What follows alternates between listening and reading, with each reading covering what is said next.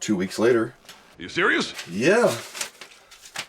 Anywho's, those damn chips came finally. SN74LS32N. Alright, let's hook this pickle back up. Boom.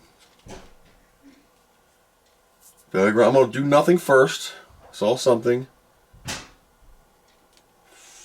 Your ass belong to me. Ah, God. They don't like you. I don't like you. Maybe this chip is bad. So this is what the key of that U302 is. Let me grab another one because, you know, shadowram detected, no more chip RAM found. Alright, with this flipping on the screen, do I have RGB? If I let it warm up for a little bit, it like runs. Do I even get a video signal now? I do not. There's 26 chips that I haven't replaced. Failed. That's new. 1 and 2 is normal, and 3 is special. 1 and 2 is normal. Okay, J500. Whoops, that's J1500. J500 is XRAM. So I'm going to leave that open. Holy shit. I pulled J101 off totally and I got video because of that new chip. Oh my god. It is shit looking at best, but it's there. Holy crap, he started a new clip. After reviewing the jumper configurations, I left J900 open. I removed entirely J101 and I have video. Test pin 1. Yeah, Agnes Gary CPU. Oh, bitch, U602. Right in the turd area. So, it looks like my new chip in 302 there has done the trick for getting something working.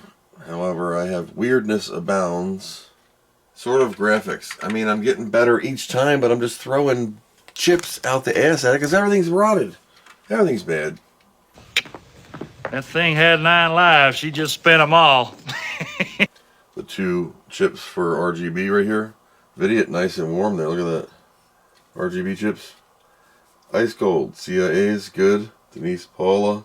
Agnes. Gary. Frozen solid. 4 chips have lukewarm and the bottom 4 do not. So that's something. 646s are warm. These 2 not so much. The bottom ones are really warm. They have resistors on them. And we can go right next to it and we have a super hot cereal chip because I'm using the crap out of it right here. Couple weeks later. Yep. Couple weeks later. Why is it a couple weeks? Well, I've had to work and a bunch of bullshit in my house and life. Sometimes you get sick of working on these things when they're this bad and you're just in this rut that you have sunk way too much time into and your OCD won't let you lose. And then I had a TV blow up and I had to fix that. There'll be a video out on that eventually. And yeah, so that's where we're at. I've gotten 2 parts filmed and edited so far on this turd. I know I did the 3 chicks, or the 2 chicks and the dude, Gary, Denise, and Paula, and I found a sorta line on the Zora that was bad, and then I thought I had these bad, but I just touched the wrong hole. I have 21 logic chips remaining to replace all logic on the entire board. I had some thermal images I've shown in part 2 where the bottom RAM's not getting warm at all, hence it's only in 512. The machine only boots diagram. If I have J102 or J101 removed, which is wrong, because 1 and 2, 2 and 3, the 1 meg 512 line, it does have 1 meg of RAM, but that's where I'm still pinned out. I left this exactly where I left off, and it is sitting at J101 right there, pins default 2 and 3, so 1 meg. Now I've reverted back to my analog beeps a lot faster, but I put the stabby sticks from the H calorie on here. So this multimeter is really nice. Digital multimeter, thermal cam in one. I love it. But in a quick hurry, I just need to touch some ladies and have them Talk to me. Could be U602. I mean, the chip is checking, but it could be those stupid logics. They're totally covered. Oh, please be broken. That would be so much easier. Yay! In the middle of J101. I mean, I had it jumpered, and it would diagram on screen only. This runs down, and I think it's broken literally. Oh, jeez, what is? I think it is literally broken right here. It's all peppered up in here too. It isn't an Agnes, it's just the VIA. And CPU, and then U605 again. Jumper out. It should just come right out. At this ring, it goes pip towards the power connector. It forms a inward and then down. Literally, right at the ring, it's broke to the downward line. We had a massive snowstorm here. That's 38.5 centimeters. Let's just say 38 centimeters of snow. And then it sleeted on top of that, which knocked the snow total down, but gave us a bunch of ice. And then that kind of hasn't melted, and it's stuck. We're stuck in this land of ice lock. It's been 7 degrees to -3 to -8 Fahrenheit this morning. Do your own math on that one. Cold AF. Okay, it's way too long. I'll give it the old Taiwan tuck. And we're going to tape all this down. Bingo, bingo, bango. I'm not going to click anything. I want to see if it actually functions now. I want to make a chip. Yes! Alright. I have really bad video.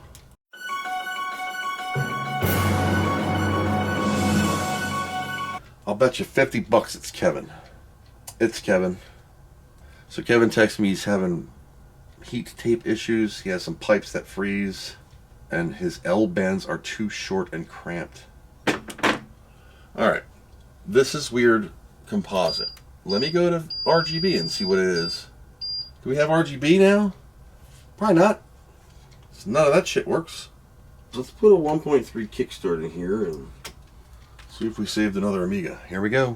I have no RGB, but... Well, hi. Holy God. Holy crap. Merry Christmas! GoTech, external drive. Let's grab a Kickstart 2. It works. This mouse needs a new mouse pad. It doesn't roll to the right, or I gotta clean its balls. I got some caps to do still. Audio. Like I said, there's caps that are literally rotted off the board that I haven't done. This op amp is the Texas Instruments variety. There you go. So she's like a Lance Armstrong, got one nut. I'm gonna get this one out and replace it. All this spooge went into the motherboard. These are Elnas, I believe. Anyway, you can see the wrinkles in it, and she's pretty burnt slap up. So I'm working my way through a cap job on it. 2 hours later. That Amiga 2000 has been recapacitized. Now, RGB, still a shit show. I don't know what's going on with that yet. I'm testing capacitors first, and then I'll have to steer somewhere else. RGB's not working. I have one more trick up my sleeve. RGB to HDMI. In the socket. I put all new caps on in case I forgot to press the record button. On said right monitor will be HDMI. Left monitor is going to be composite. It has no kickstart in it at the moment. I put a PiStorm in there. Let's see what happens. We've secretly replaced your shit with a PiStorm. Pa-da-pa! HDMI works. This cable sucks because it's got one of those twisty things. So with a PiStorm, it works fine. And you have the ability to use it again. I'm going to attempt to build an RGB to HDMI. The PiStorm here is functioning. I have an RGB to HDMI. I have to get a memory card and build this Pi and flash it and put it all in here, pop out the Denise, and hope for the best. We know the Amiga works with the Pi Storm, so the CPU socket's working, the RTG is working, the composite is working. If I can get the RGB to HDMI to replace this turd issue with this port and the rotted crap, then this will be an HDMI solution, Amiga 2000, with proper graphics and function. I only have to fix the left channel audio, and that's where we're at. So I'm going to pause. It's Friday night, 6 o'clock, and take a small break for fat guy refuel. Hello, welcome back to Saturday morning at noon. I'll plug the external floppy in, but we're not going to use it. Here we go. There's the Denise signal on HDMI. I don't know if this is going to work because I haven't used this image. I might have to, there's the Amiga, and there we go. Boom. That's what I want to see. It takes this monitor a little bit to warm up. But there you go, a beautiful machine. RGB to HDMI. Are we done? No, that just proves the theory that the Denise and the RGB system are working, but not through the original Amiga's RGB port. But there's a couple chips that I would have to replace in order to get through the video and all that stuff. One of you guys long ago gave this to me. It's already set up. All I gotta do is pop my Pi onto it. This will tell us if it even works. Now this says Denise or Super Denise, and it has this button thing, and actually has the button wired in with the HDMI and the backplate for the 2000. So this will be perfect for this machine. Does it stay awake or does it go to sleep? Do we see the Amiga logo? The video slot works, ladies. Holy Christmas! Boom, that looks beautiful. Cool. So that confirms my theory that those two damn buffers are screwing up this port in the back. What do I have left to do? Audio, right channel, or is it left channel? Left channel. I don't even think I pressed record. I went through the whole schematic. I beep tested the op amp. There is significant board flex in that little pickle. I didn't see anything broken bad. All the caps have been replaced. I'm back. I was at the store. Took a mental health break for a while. I'm going to reconnect to the high calorie or H calorie here. And we're going to go digital oscilloscope. There is a nasty thing growing right here. That nasty thing growing right there. So I'm going to pull that connector off. So here is where it touched the board. And you can see this dingleberry here is just encrusted in there. I'm trying to get underneath of its rot. In the hole there's a metal thing that comes down to grip the center of that pin right there. It goes like this basically. When you push your cable in, it rides like that and allows the touch, and it goes back down. It's stuck up. Totally stuck up. Yes. Alright, so from crusty to less crusty. You can see metal now. Look, metal. A long while ago, I was gifted this. This stuff is Breaking Bad in a can. You can squirt it hard or you can squirt it through the straw. It smells like a meth lab. As you can see, it's green and bubbles really bad. Here we go. We're in component video or composite video right now, just for this thing. We are good to go. Sweet. And with that, wait for the HDMI to kick in.